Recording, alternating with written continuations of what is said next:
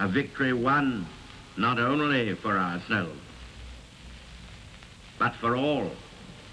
A victory won not only for our own time, but for the long and better days that are to come. This is the BBC Home Service. We're interrupting programs to make the following announcement. We may allow ourselves a brief period of rejoicing.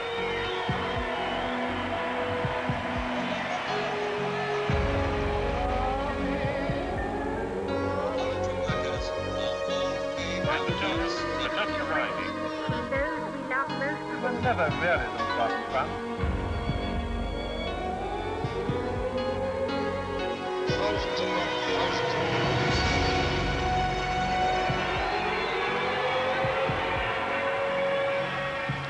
This morning, 55 world leaders representing those who fought on both sides of the war joined together in giving thanks in St. Paul's Cathedral for delivery from the war in Europe. Those who died in battle, those civilians who were the victims of war or died in extermination camps, all were remembered and honoured. From St. Paul's, the heads of state, government and other representatives moved to Buckingham Palace for lunch with Her Majesty the Queen, a gathering that even that palace has surely not often witnessed. The cavalcade of limousines and official cars arrived at Buckingham Palace. Chancellor Cole, one of the most important guests of this anniversary, of course, the Chancellor of Germany, King Hussein, the senior head of state, apart from Her Majesty the Queen, and others were all there. Vice President Al Gore, representing the United States, Mr. Clinton, of course, is going straight on to Moscow for the celebrations there. He's represented by the Russian Prime Minister, Mr. Chernomyrdin, and all the important allies in the war and the main adversary were there. What was particularly nice was the President Mitterrand of France was at the lunch, almost certainly his last official state event as President of France, because there'll be a new president later today. And they lunched with the Queen. They finished there a short while ago. And of course, 10 years ago, this afternoon's reconciliation event in Hyde Park could hardly have taken place. After all, the Cold War showed that the wartime allies were united against Hitler, but were deeply divided over the future of the world. Only since the fall of the Berlin Wall and the collapse of communism has such an event really been possible. It's in fact taken 50 years for the legacy of World War II in the shape of the Cold War to be liquidated. But there's another kind of reconciliation this afternoon, that between the generations. Children, youth, and a pledge for a peaceful future are central to the ceremonial. And children and their families are here in large numbers to emphasize that the 50th anniversary of VE Day isn't just a time for honorable looking back, but for an optimistic commitment to the future, that the hard-won peace will continue to benefit the children and grandchildren of those who won the war. Well, we wouldn't be having this due today if it hadn't been for a certain amount of suffering and hardship, would we? We've got to be a bit realistic about things and said, well, what we did back in the 1939-45, that you got this to show for it today, otherwise it could have been a different. It's a feeling of sadness, but it's really a feeling of enjoyment as well. Because, you know, we lost a lot of men, and when you're on a bomber station, you count the number of planes going out and you count the number coming back, and it was very distressing, you know, when some went missing. We who've come back are the lucky ones. There's so many million unlucky ones. It's a pleasure to be here today. And I think it was all worthwhile. And let's hope our kids and grandchildren won't have to face it. Well, all kinds of memories really, some sad, but today's a joyful occasion. About 50 years of peace, no more quarrelling, fighting, no more wars, and I've got no hatred for anybody. It's a day of peace, and I'm at peace. It's a commemoration, I think, for me, of 50 years of peace. We forgive, but we never forget. That's my philosophy. One part of Britain still has its problems of reconciliation, the Channel Islands. Islands. Invaded by the Germans on June the 30th, 1940, they were the only part of Great Britain to suffer German occupation. There's no doubting the suffering endured. What's more difficult for some to come to terms with is the allegation of collaboration made against some Channel Island citizens. But as other occupied European countries have discovered, arguments about who resisted the Nazis, who collaborated with them, have never been satisfactorily resolved. This weekend, the islands are celebrating their liberation with an extra intensity. So let's join Juliet Morris in Guernsey. A host of special events are planned here in the build-up to the day when freedom finally came. But even 50 years on, the Channel Islands still bear the scars of occupation. The postponement of the invasion of Britain brought an intensive period of fortification here, and artillery batteries, direction-finding towers and troop shelters still stand today. They're a constant reminder of the suffering that was caused to the islanders and to the thousands of forced labourers drafted in from around Europe to build them. Well, Major Jack Clement led the detachment of 200 liberating British forces through the streets of St. Peter Port behind us here on May the 9th, 1945. Major Clement, tell me what you found when you got here. Well, we had a wonderful reception on that morning. I shall never forget it. They'd been waiting for 5 years for us to come, and so they were pleased to see us. But they weren't in very good shape. They'd been short of food for quite a year or so, but from the January of 1945 through to May, the Swedish steamship Vida had been bringing Red Cross parcels in. And how about the Germans? What state were they in? The Germans were in a worse state than the islanders. Their supplies had ceased from the Normandy landing time, and they were really very short of food and had been living on cabbage water for about 5 months. And their billets stank of cabbage water, and they were very poor shape. And how did the islanders cope after liberation? Well, they quickly recovered. I think freedom was the main thing, and then followed from freedom, they had food and supplies came in, and they quickly picked up the thread of life. Major Clement, thank you very much for sharing your memories with us. Now back to John Chuser. In Northern Ireland, the feelings are particularly complex, and not merely because of the wartime experiences. Last week, in a striking gesture, the Irish Prime Minister John Bruton honoured the 150,000 Irishmen from both sides of the border who took part in the war against Hitler. And he singled out the 10,000 Irishmen who died, as he put it, while serving in British uniform in an island defined and divided by its history. That was surely a sign that things may be moving on the road to peace. John Cole has been looking at the VE Day celebrations from the perspective of Northern Ireland. Flags and bunting are the symbols of victory, but genuine peace, as people in Ulster painfully know, has to be worked for. This was my home when German bombers attacked on Easter Tuesday 1941. They killed more people on that single night than in almost any other British city.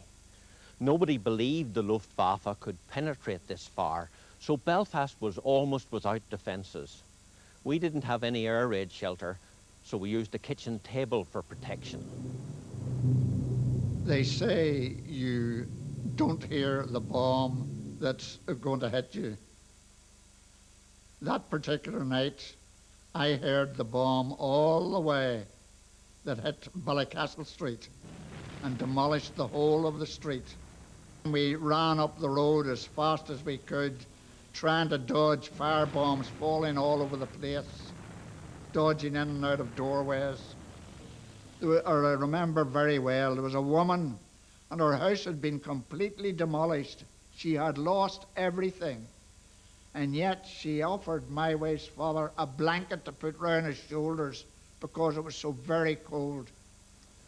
3 of my schoolmates and their parents were killed on this street. The pitiful detritus of their homes, shoes, clothing, sheet music were blown into our garden and ruined my father's efforts to dig for victory. This city has longer experience than most of the contrast between war and peace. The past quarter century of terrorism has produced a slow drip of death and cruelty. Although this had nothing like the concentrated savagery of wartime air raids, both conflicts offer us the same moral. When the killing has stopped, genuine peace comes only when ancient enemies seek reconciliation through compromise. In Ulster, that painful process has only just begun and remains uncertain and fitful. Happily, that process is further down the road here, back here in Hyde Park in London. The crowds are more or less settled in. The national leaders and representatives have made their way here from Buckingham Palace. And as we await the arrival of Her Majesty the Queen, let's join Eric Robson.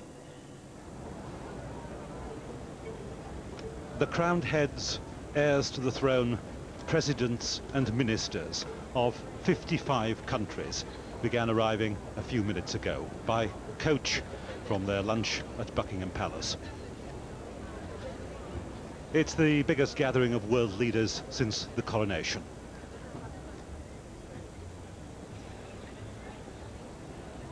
Their hosts are members of the British royal family, beginning to gather in the royal box. Already there, the Prince and Princess of Wales, Prince William, Prince Harry. Also here will be Prince Edward and the Princess Royal. Mr. Major arriving. One of many hundreds of politicians who are joining us for this event this afternoon. And in this 50-acre arena in Hyde Park, a crowd estimated to total 100,000 waits to greet them. Many thousands of volunteer performers will entertain them. There are the massed choirs under the direction of Sir David Wilcox. They'll be accompanied by the European Youth Orchestra, and there are musicians too from the Guards and the Royal Marines. But the focus of this event is the globe, decked out in the flowers of the world, to which the heads of state will process to take part in a symbolic gesture of international reconciliation on an unprecedented scale. They'll make their pledge to the children of the world, many thousands of them assembled here, arguably the most important guests of all. Amongst the heads of state gathered here are representatives of all sides in the most destructive conflict in world history.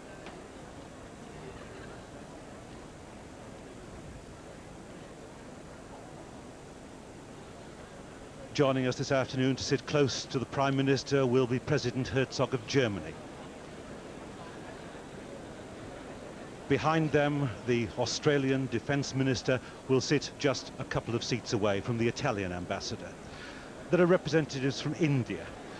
Vice President Gore will represent the United States. Václav Havel, the Czech Republic. And President Clarides of Cyprus, who flew with the RAF during the war, was shot down over Germany and held prisoner in Stalag 8B. We who fought have bitter memories, and we don't want those bitter memories to be for the new generations. It's not very pleasant, bombing, destroying people. It's a necessary thing to do at wartime, but how much better the world would be without that. So I think that any veteran who has really fought in the war should be very glad to see reconciliation. There are representatives here too from brave Malta, from Pakistan, from Azerbaijan, and from Latvia. And representing Israel, there's President Asa Weizmann, who served with the RAF in Egypt and India. There's quite a lot of association between Germany and Israel today. As a matter of fact, I'm going to visit Germany in a few months' time. The German president was in Israel.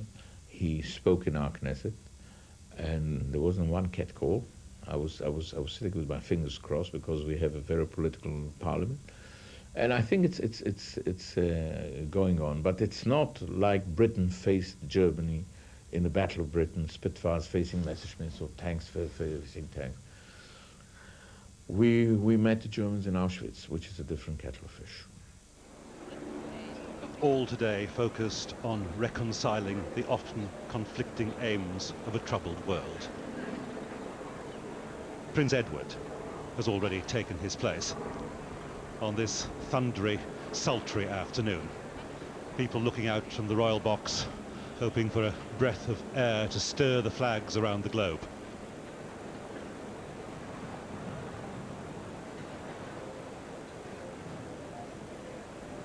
Vice President Al Gore has taken his place here in London with his wife Tipper.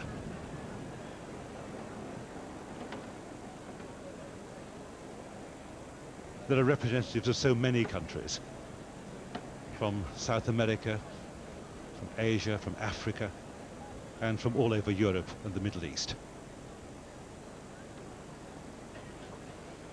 Tony Blair swapping reminiscences with Lord Callaghan, getting some advice from the elder statesman.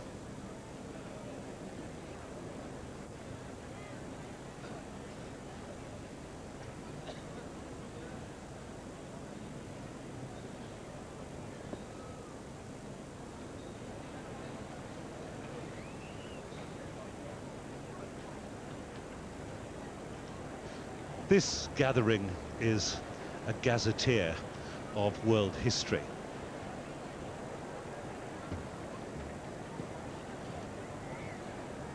When you look at the countries who are actually involved in the conflict on both sides, countries many of whose names disappeared with the schoolboy atlas.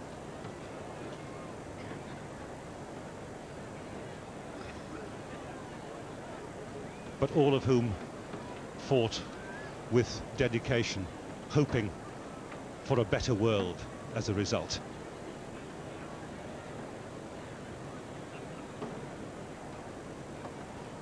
The Princess Royal, here with her husband. Commander Timothy Lawrence.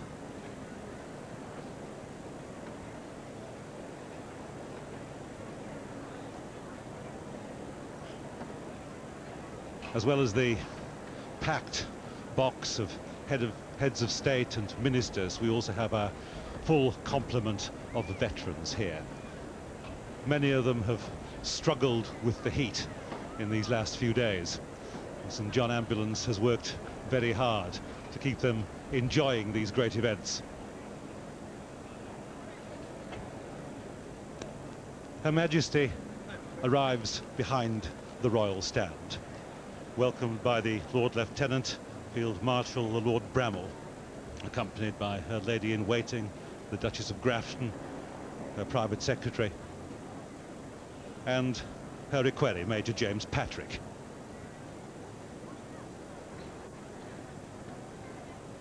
Early today, she's played host to the heads of state at Buckingham Palace. After their fine lunch, they make their way to Hyde Park.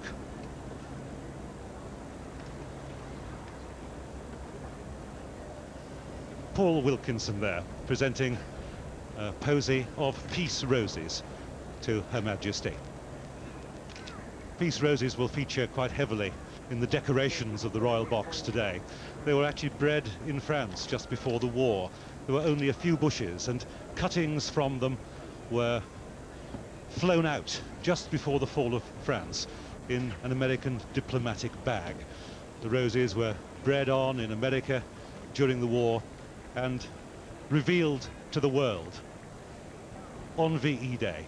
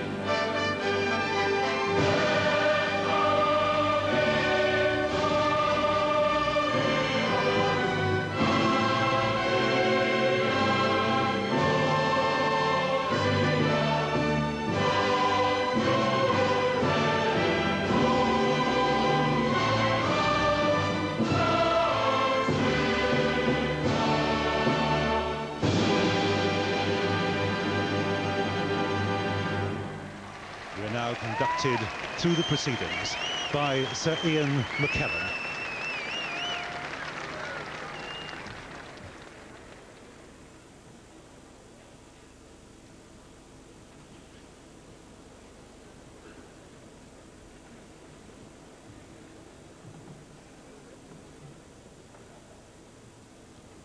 Your Majesty and distinguished guests, welcome to Hyde Park for this simple ceremony of peace and reconciliation. This event is not just for the mighty and the influential, not just for those of us who are old enough to remember, but for the many thousands of young people who are here from all over the world and with whom we join in hoping for a secure and happy future. The European Union Youth Orchestra is made up of players from 15 countries.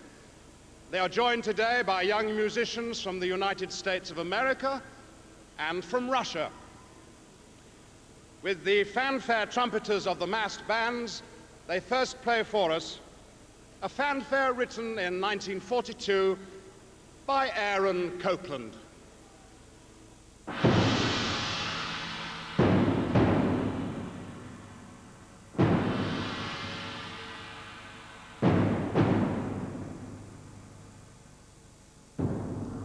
Fanfare for a Common Man, conducted by Lieutenant Colonel Cliff Ross.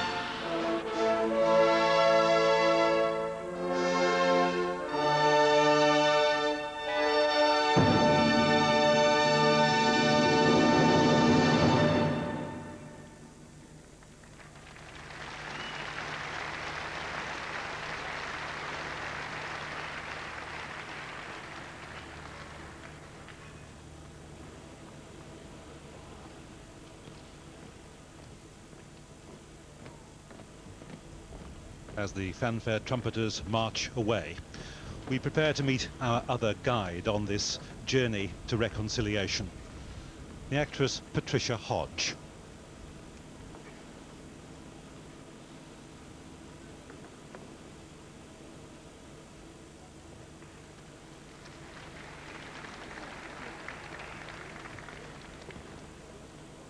Nation shall not lift up a sword against nation, neither shall they learn war any more.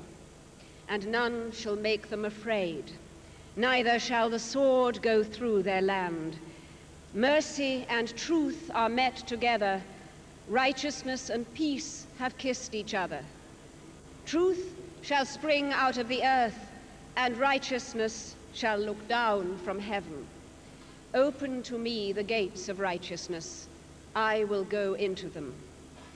Let all the nations be gathered together, and let the people be assembled, and let them hear and say, it is the truth.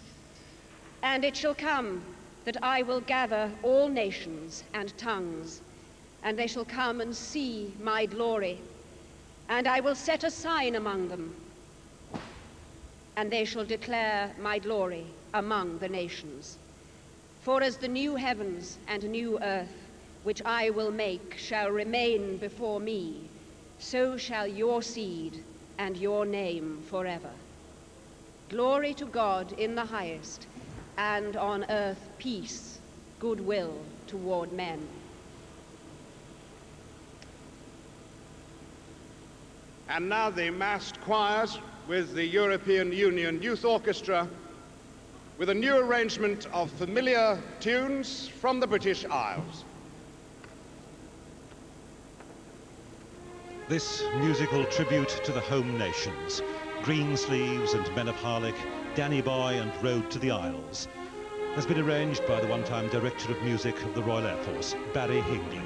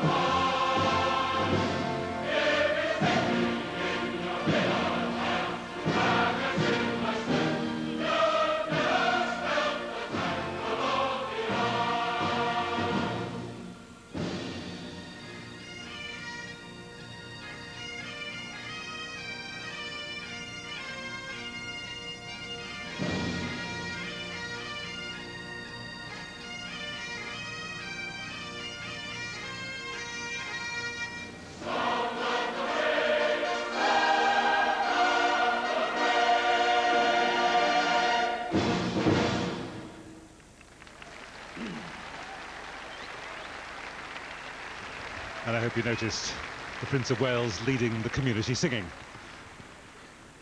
Now the choir and the orchestra accompany the National Youth Ballet of Great Britain for the Pelopian dances from Prince Igor by Borodin.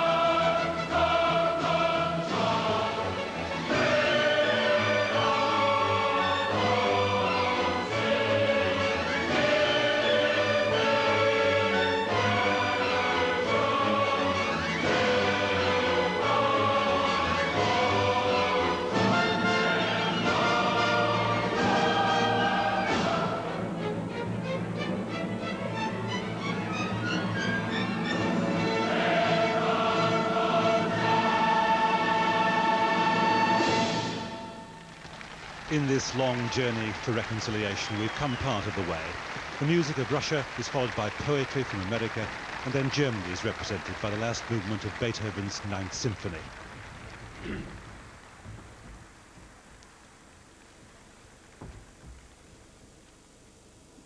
A poem by Walt Whitman called Reconciliation. Word over all, beautiful as the sky, beautiful that war and all its deeds of carnage must in time be utterly lost, that the land of the sisters, death and night, incessantly, softly, wash again and ever again this soiled world. For my enemy is dead. A man divine as myself is dead.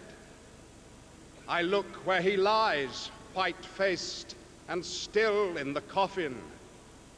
I draw near, bend down, and touch lightly with my lips the white face in the coffin.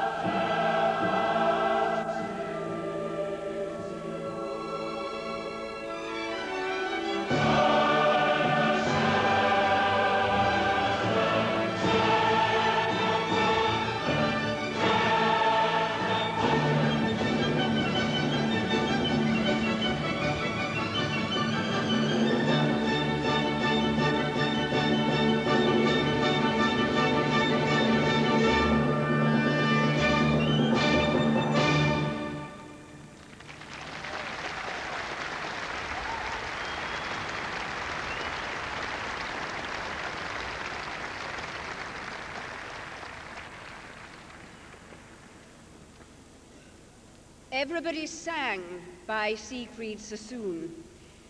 Everyone suddenly burst out singing, and I was filled with such delight as prisoned birds must feel in freedom, winging wildly across the white orchards and dark green fields, on, and out of sight. Everyone's voice was suddenly lifted, and beauty came like the setting sun. My heart was shaken with tears, and horror drifted away. Oh, but everyone was a bird, and the song was wordless. The singing will never be done. Your Majesty, distinguished guests, now it is your turn. To your left, you will see a globe of the world made up of the flowers and the plants of all the countries that are represented here today. But there is a small patch of each country that is not yet completed. Now, young people from the Chicken Shed Theatre Company will invite you to go with them and with the children of the Voices Foundation to the globe to complete your own country in its flowers, and also to sign an olive leaf that will be placed inside as a token of all our hopes. Our world will then be completed under the dove of peace.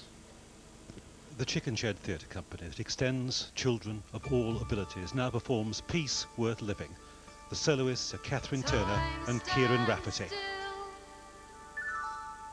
Reaching out to you, a dreaming world turns to the sun to make a vision true. Turn a dream to a future, turn a future into now, and give the peace to the people. Let the people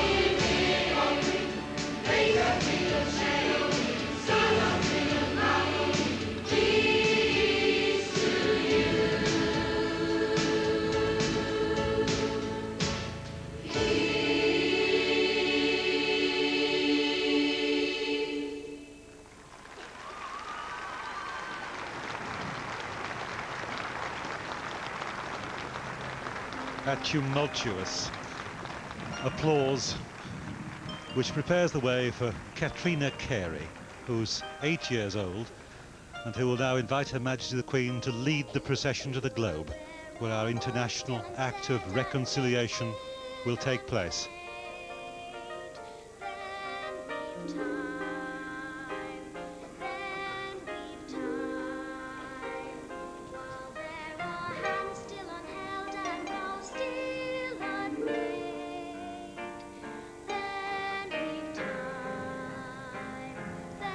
There follows a moment to send a tremor of nervousness through crowned head and commentator alike, as each head of state has to make his or her way into the throng and find the small child wearing a sash with the appropriate national flag.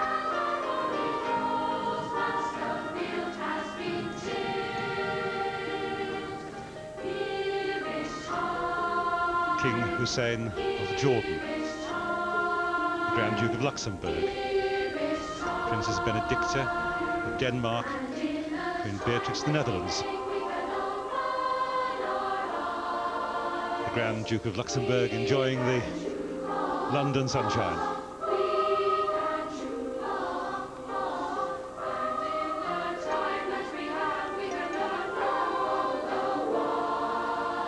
Behind them are representatives of Botswana.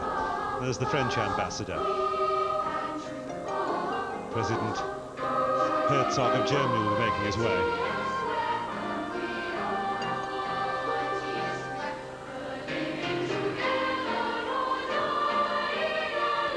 The presidents of Bulgaria and Romania.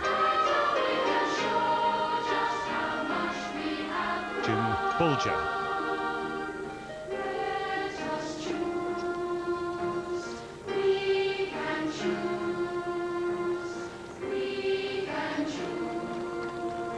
Al Gore looking for his flag.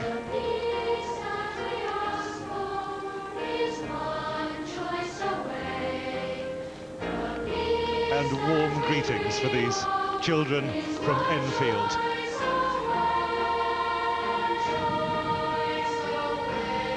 As flags are found, the procession is accompanied by children of the Voices Foundation from Finchley and Birmingham and Scunthorpe, singing One Choice Away.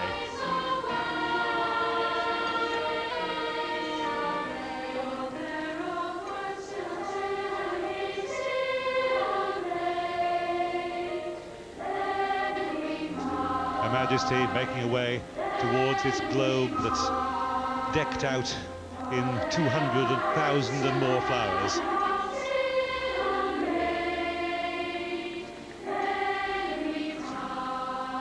King Hussein a few steps behind.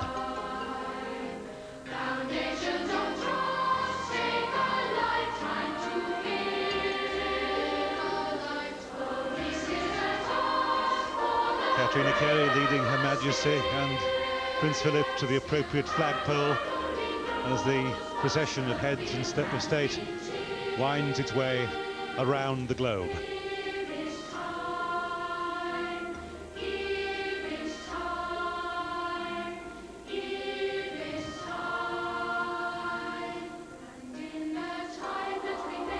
Jim Bulger of New Zealand bringing up the rear of that group, together with the President of Azerbaijan and Latvia. Each country made up of the national flower. There have been worldwide searches for things like the lotus to make up India.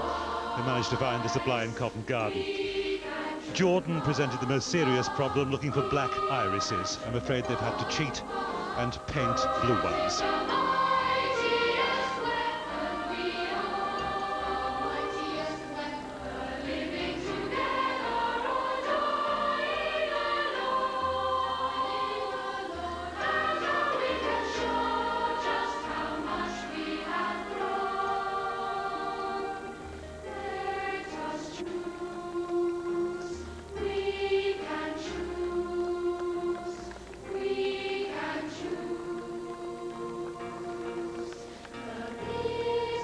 Majesty waiting for the other heads of state to take their places.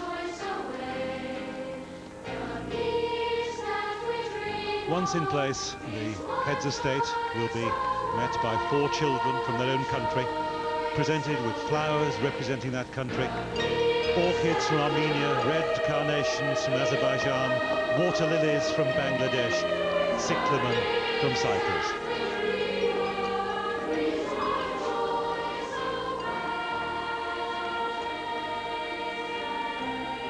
Everyone warm, everyone pleased to meet the children from their country.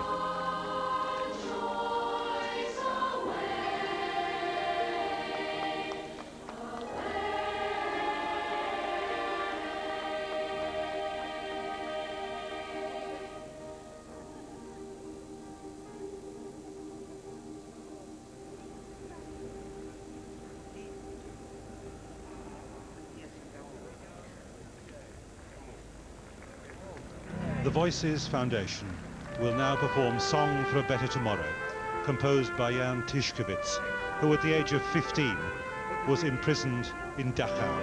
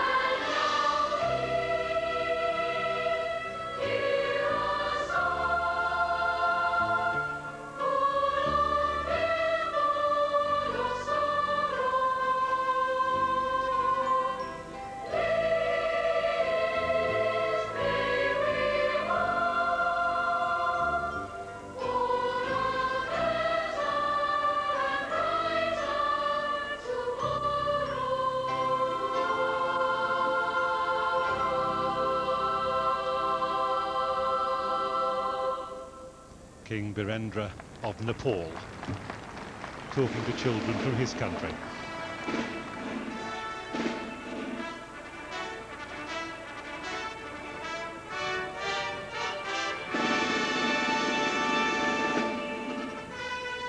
The Doves of Peace making their escape from Hyde Park.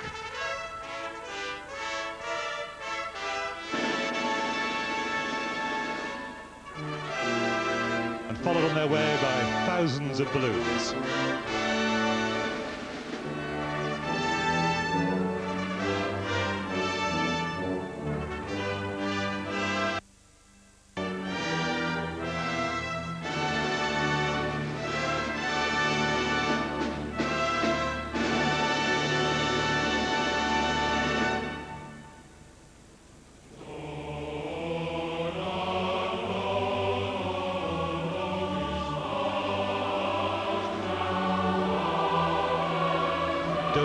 famous Park by Park.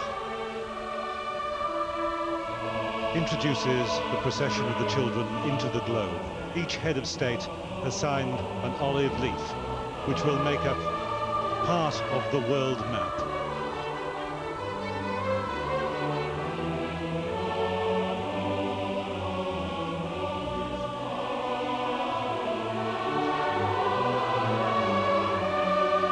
Each head of state, too, has been presented with a specially cast memorial medallion designed by Peter Hylton from Wandsworth, who won a competition organised by the BBC Newsround programme.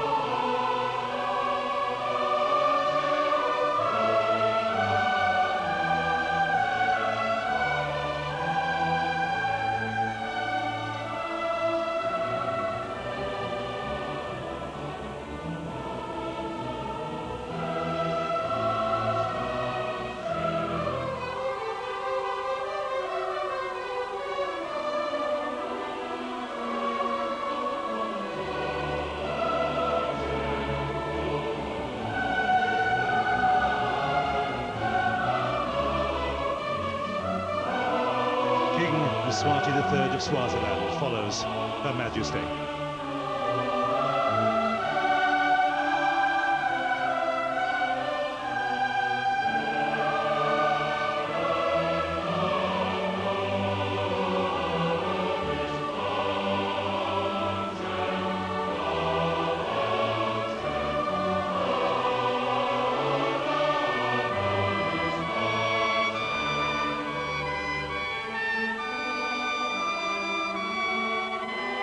Being accompanied by Major Michael Parker, who's organised this event this afternoon. But everywhere there are keen eyes and smiling faces. It's a moment of sombre reflection, but also imbued with the optimism of youth, that reborn optimism of the generations that keeps all of us sane when history threatens to mow us down.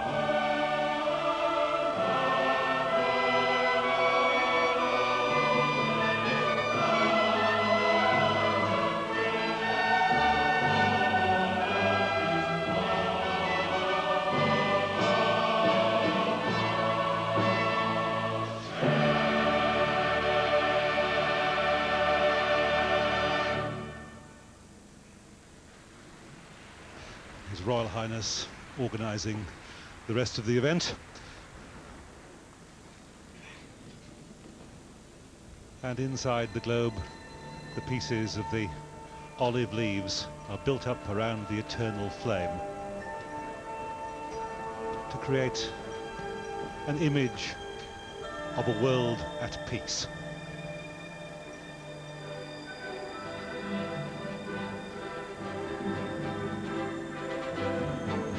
The counterpoint to this scene is that so many people represented here today have experienced the way that the tide of history has washed back and forth across them in the intervening years.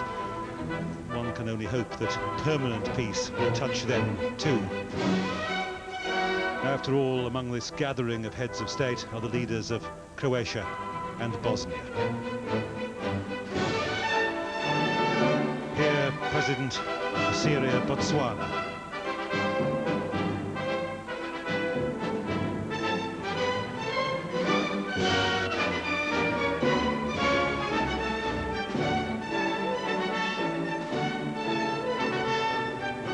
The route lined by veterans and the children of the flowers and cadets from the St. John Ambulance. Veterans from around the world.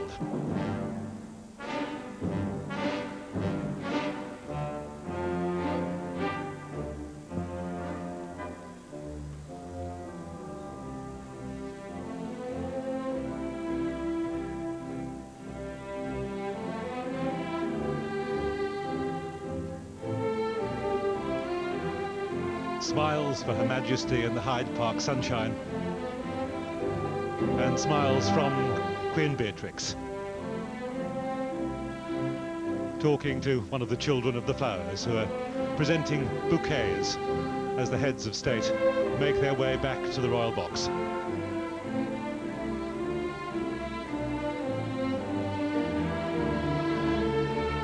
Prince Haakon of Norway, one of the youngest heads of state, heirs to the throne, represented today.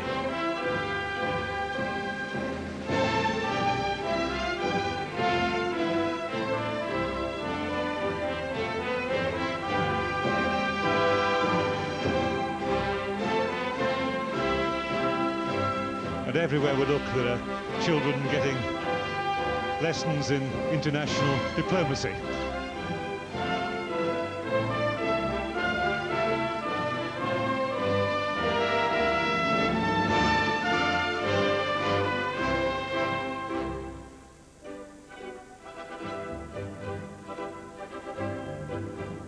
Thabo Mbeki, Deputy President of South Africa.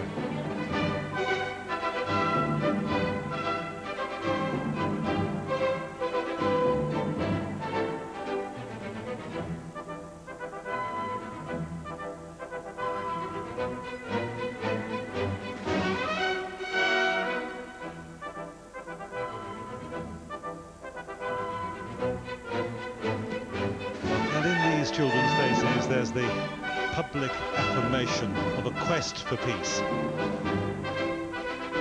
A promise of peace made under the intense gaze of these children and in the eyes of hundreds of millions around the world.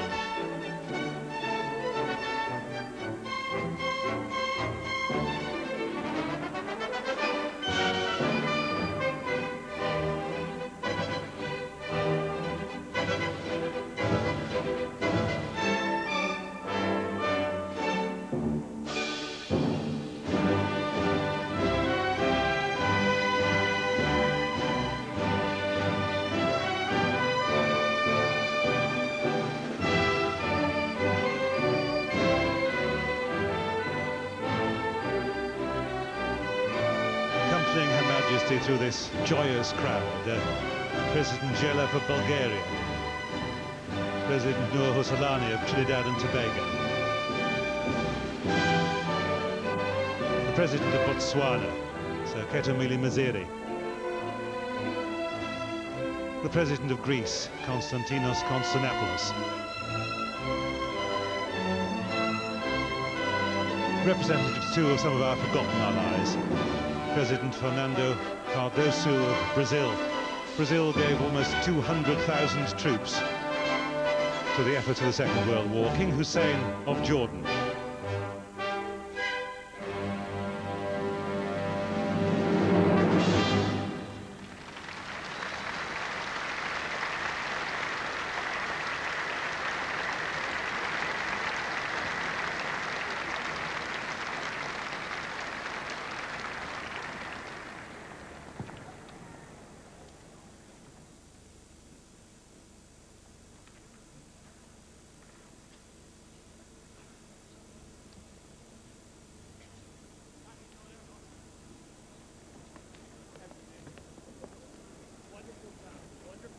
Her Majesty the Queen preparing to take her leave of the heads of state.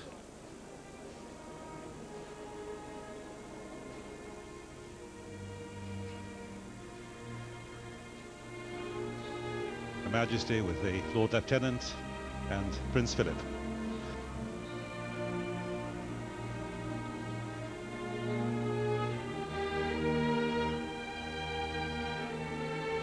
Each of these heads of state being presented now carries away in their hand this special medallion, a medallion designed with hands around a globe which will, with the shape of doves of peace, make up the continents.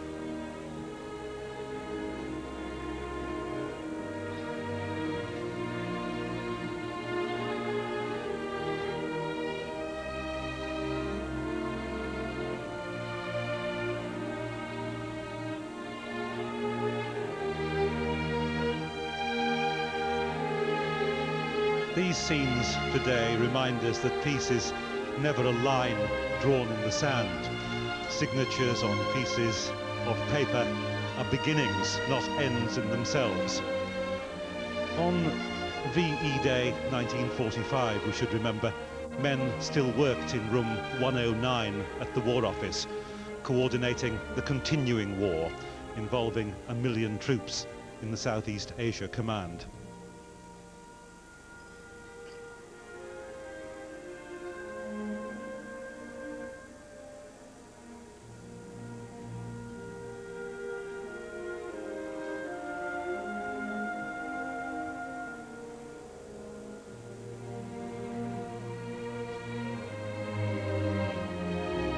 Taking their leave, the leaders of Kyrgyzstan and Kazakhstan, of Moldova, Australia, Uzbekistan, Albania, Turkmenistan, Austria, Estonia, Lithuania, Slovakia, Jamaica, Latvia, Belgium, Azerbaijan, the Ukraine, Belarus,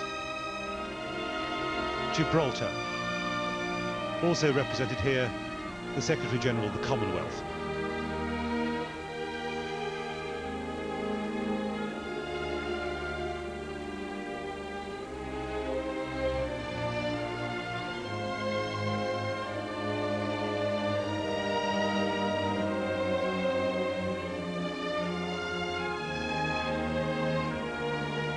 Even if we have taken reconciliation a step closer, we must remember that war and the threat of war is a daily reality for many millions of people.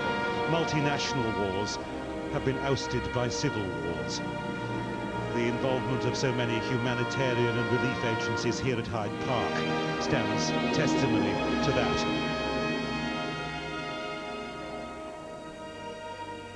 But remember those faces.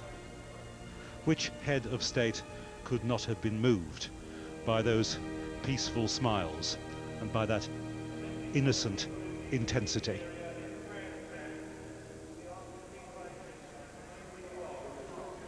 Her Majesty saying farewell to the Grand Duke of Luxembourg, Colonel-in-Chief of the Irish Guards, served in the Irish Guards during the war.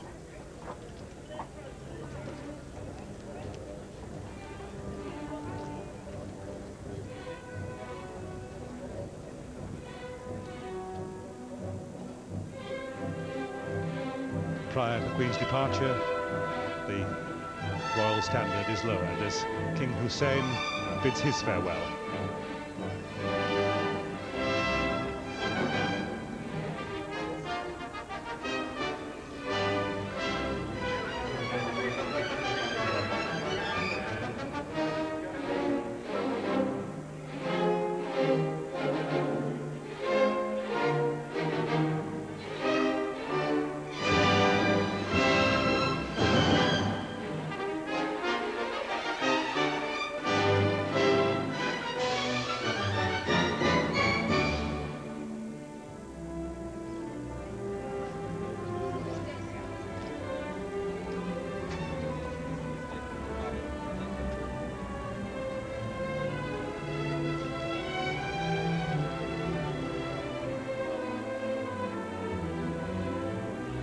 The children will be taking tales back to school of kings and presidents and foreign ministers whose hands they held on the way to the globe of peace.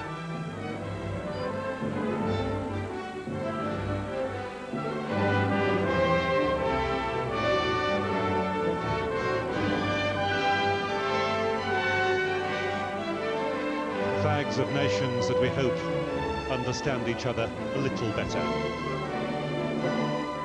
This orchestra is in itself a symbol of reconciliation, uniting the countries of Europe, and brave enough on occasions like this to bring in musicians from other countries, today from Russia, from America, emphasizing the internationality of this event.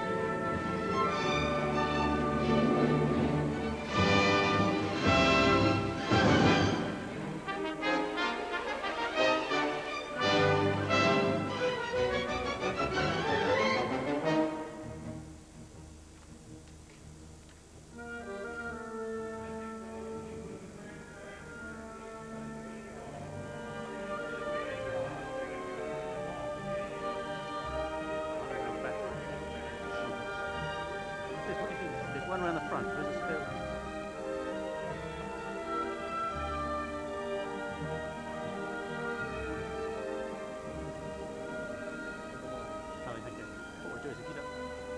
So much of the history of the 20th century is encompassed in these handshakes. Farewell kiss from the Crown Prince of Norway. On VE Day in 1945, Field Marshal Montgomery made a speech to his forces, which still echoes across these intervening years. "We have won the German war," he said. "Let us now win the peace. Without doubt, great problems lie ahead. There is much work for each of us. So let us embark on what lies ahead, full of joy and optimism. Good luck to you all." I've been watching that with Sir Michael Howard. Impossible to argue with, a brilliant piece of invented ceremonial, but what we have seen is a wonderful piece of invented ceremonial, and the British are very good at inventing ceremonial. I was immensely moved, and I think everybody here must have been. The point I think I'd make is that it's all very well signing peace treaties, which are then regarded as legally binding and may or may not be treated as so. But if they're really to move people, if they're really to enter into people's hearts, they've got to be reinforced with all that the art of music and drama and poetry can do. And this is what ceremony has always been about since the beginning of time. And in a way, this is what art and music has always been about. Almost all the arts originated in some kind of political purpose in order to reinforce people's will, people's agreement, people's worship. And to have them all coming together for a great political purpose like this, political in the broadest sense of the word, I think is in itself a magnificent ceremony, and I think also that it could really have a real impact upon the way in which the world goes. The fact is that what Montgomery said, what Eric Robson just quoted, remains even more true. After all this, on Tuesday morning, the real problems of the world reappear. We've made all sorts of commitments, but we still have to go back to the real problems of the real world. Well, it is like Monday morning after having been to church. I mean, this in a way is like a great ceremonial mass. It has not been blessed by any particular religion, but it has had the same purpose.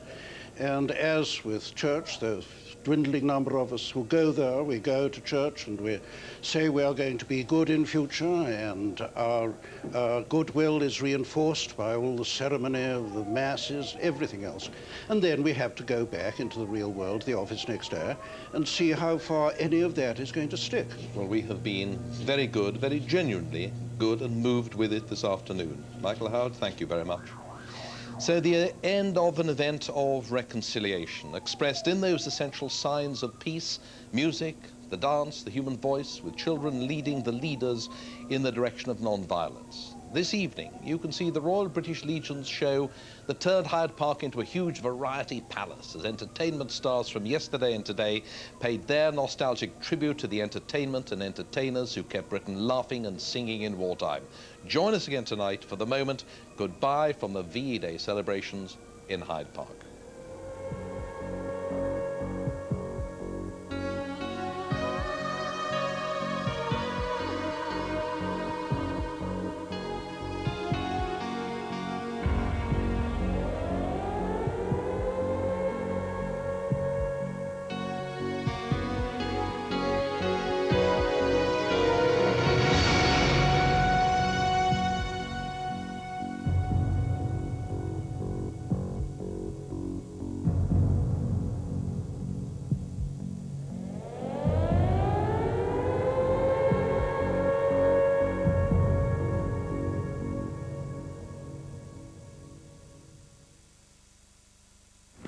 The continued